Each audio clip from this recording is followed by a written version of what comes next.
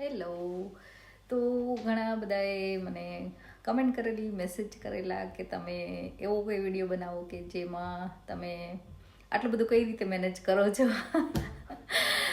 I no it's ઓવરવેલ્મિંગ sometimes, અને specially તમે બહાર રહેતા હોય અને બે પેરેન્ટ્સ એઝ અ પેરેન્ટ્સ તમે બે ફૂલ ટાઈમ જોબ કરતા હોય તો થોડું હાર્ડવર્ક તો છે જ.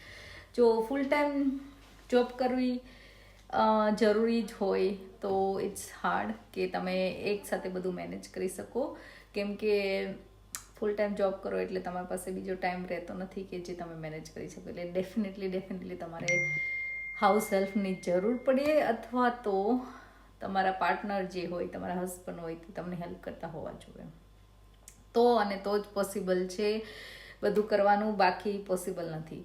પણ એઝ એ પેરેન્ટ્સ અમે એવું ડિસાઇડ કરેલું કે એક પેરેન્ટ્સ શુડ બી ફ્લેક્સિબલ, અને જેથી અમે કિડ્સ અને ઘર ને બધું સારી રીતે સંભાળી શકીએ. સો મેં મોસ્ટલી પાર્ટ ટાઈમ જોબ કરી છે. મેં ફૂલ ટાઈમ જોબ કરી હતી ડ્યુરિંગ કોવિડ્સ, અને આઈ કેન ટોટલી અન્ડરસ્ટેન્ડ કે ફૂલ ટાઈમ જોબ હોય, તમે બે જ્યારે ફૂલ ટાઈમ જોબ કરતા હોય તો it's very hard to be done everything on time, and તમારે કાંઈક તો મિસ થઈ જ જાય ટુ બી ઓનેસ્ટ. એટલે ફૂલ ટાઈમ જોબમાં એ હાર્ડ છે જ. જો તમને કોઈ ક્લિનિંગ માટે માણસો મળતા હોય તો તમે રાખી શકો છો, અથવા તો તમે ડિસાઈડ કરો કે તમારા હસબન્ડ તમને હેલ્પ કરશે થોડી ઘણી, તો પોસિબલ છે. મેં કીધું એમ તો હું સૌથી પહેલાં શું કરું છું, વીકેન્ડમાં મેઇનલી કુકિંગ કે થિંકિંગ કરવાનું વધારે અઘરું હોય છે, રાઈટ? તો એના માટે હું, મારા છોકરાઓ હવે બિગ ઇનફ છે કે એ લોકો મેન્યુ કરી શકે છે, અને સ્પેશિયલી એ લોકોને એમાં એટલે ઇન્ટરેસ્ટ હોય છે કે એ લોકો એમને જે ભાવતું હોય એ એડ કરી શકતા હોય. તો આ પાછળ મારું ફ્રીજ છે, તમે દેખાય જ છે. તો મારી પાસે જો આ મંથલી પ્લાનર હોય છે, જેમાં અમે બધા જ એકચ્યુઅલી કોઈની અપોઇન્ટમેન્ટ્સ હોય, અથવા તો કોઈ ઇવેન્ટ છે, સ્કૂલમાં કંઈ છે, અથવા તો વર્ક ઉપર કાંઈ છે, વહેલું મોડું જવાનું હોય, એવરીથિંગ વી રાઇટ અહીંયા બધું લખેલું હોય છે, કે જેથી તમને હાલતા ચાલતા અથવા તો તમને રિમાઇન્ડર મળતું રહે, અને તમે એડવાન્સમાં તમને ખબર રહે, એટલે તમે કંઈ ભૂલી ના જાઓ. બીજું અહીંયા છે વીકલી પ્લાનર. એ વીકલી પ્લાનરમાં આજે કાંઈ છે ને અહીંયા નોર્મલી એ લોકો વીકલી પ્લાન જો તમે ના કરો, મંથલીમાં હોય એનું બધું થઈ જ જતું હોય તો તમે ના કરો તો પણ ચાલે, પણ આમાં તમે ખાલી જો તમારે મેન્યુ રેડી કરવું હોય તો કરી શકો છો. પ્લસ જ્યારે હું એ લોકોને અહીંયા પૂછું છોકરાઓને કે શું જમવું છે, એટલે અહીંયા એ લોકોએ લિસ્ટ બનાવેલું છે આખું, કે એમને શું શું ભાવે છે એ બધું અહીંયા લિસ્ટ લખેલું છે. એટલે મને કે તને જો કાંઈ આઈડિયા ન આવે ને તો તું ત્યાં જોઈ લેવાનું તારે કે શું બનાવવાનું છે. નોર્મલી એ લોકો બનાવી દે છે લિસ્ટ, તો વીકેન્ડમાં બનાવી દે એટલે શું થાય કે અગાઉથી શોપિંગ પણ થઈ જાય, વસ્તુ શું બનવાની છે, અને માપની વસ્તુ પણ આવે, વેસ્ટ પણ ના થાય બધી વસ્તુ. તો એડવાન્સમાં પ્રી પ્લાન કરશો તો ડેફિનેટલી તમે જો ફૂલ ટાઈમ જોબ કરતા હોય તો તમને હેલ્પ કરશે જ. હેલો. જો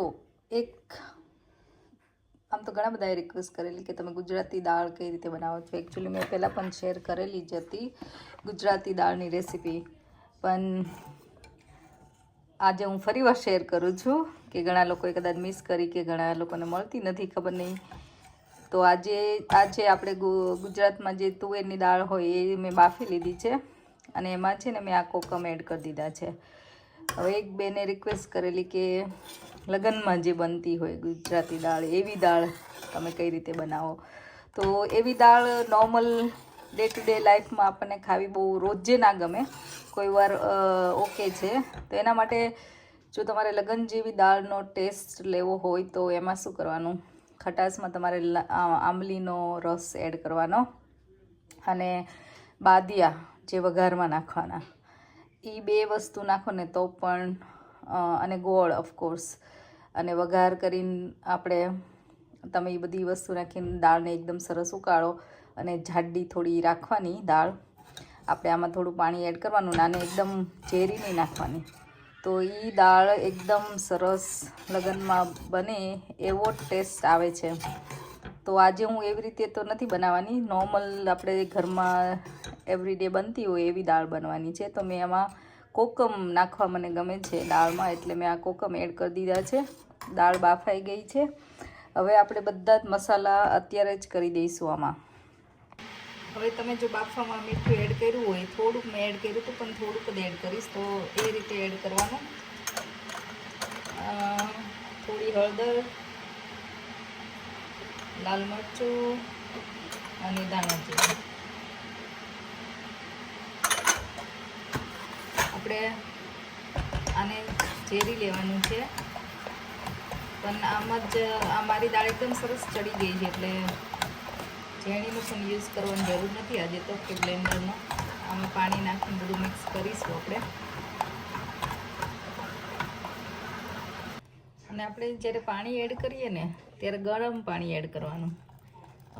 ઠંડુ પાણી એડ કરવાથી શું થાય ખબર? ઘણીવાર આપણે દાળ બનાવી લીધા પછી દાળ નીચે બેસી જતી હોય ને ઉપર પાણી જ લાગતું હોય, એવું એટલા માટે થતું હોય છે કે જ્યારે તમે ઠંડુ પાણી નાખ્યું હોય ને એટલે.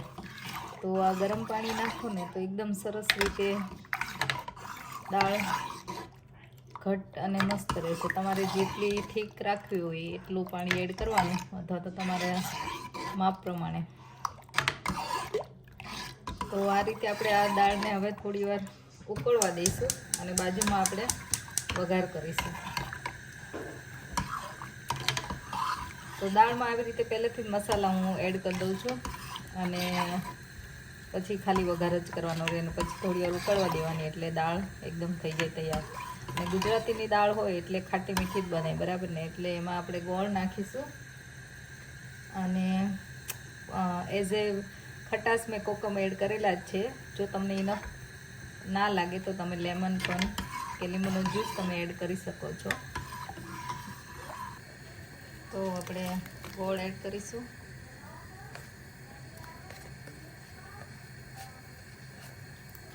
અને આ દાળ તો સરસ ઉકળી ગઈ છે.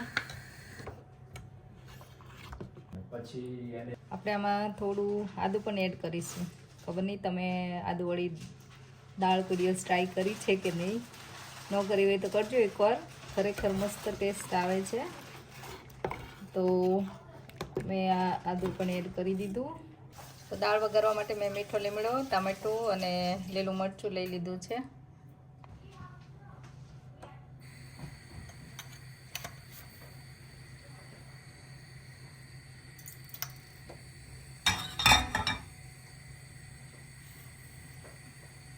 તેલ ગરમ થાય એટલે આપણે રાઈ એડ કરીશું.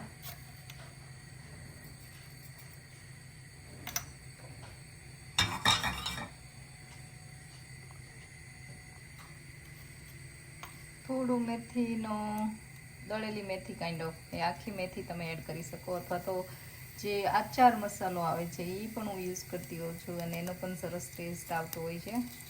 આપણે જીરું એડ કરીશું, હિંગ એડ કરવાની,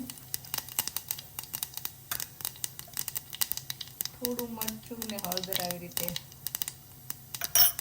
અને આપણે એડ કરી દઈશું જે ટમાટોની કાપી છે.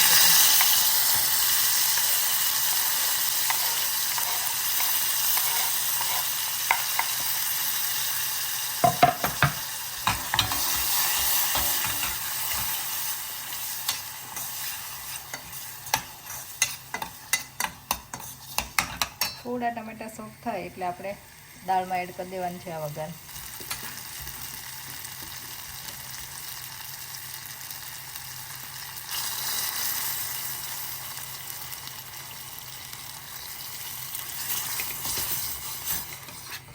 આપણે આ જે દાળ છે વધારે એમાં એડ કરી દેવાનું.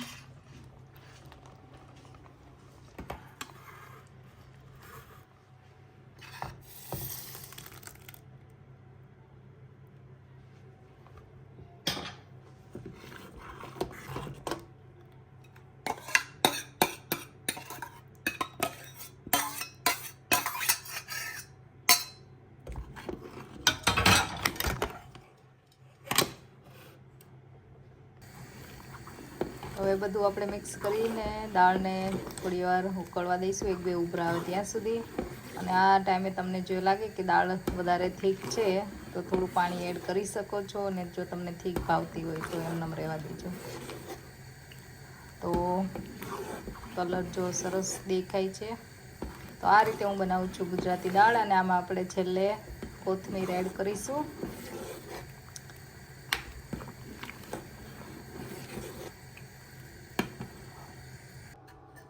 તો જો દાળ બની ગઈ છે સરસ.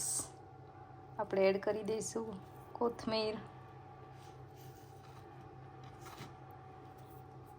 અને એકદમ મસ્ત ઉકળીને રેડી થઈ ગઈ છે.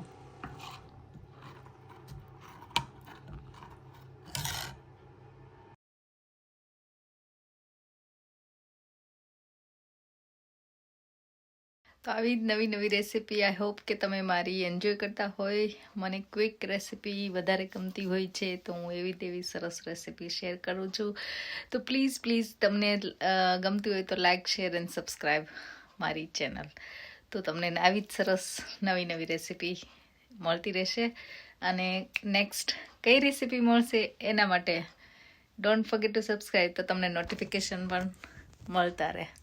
Thank you.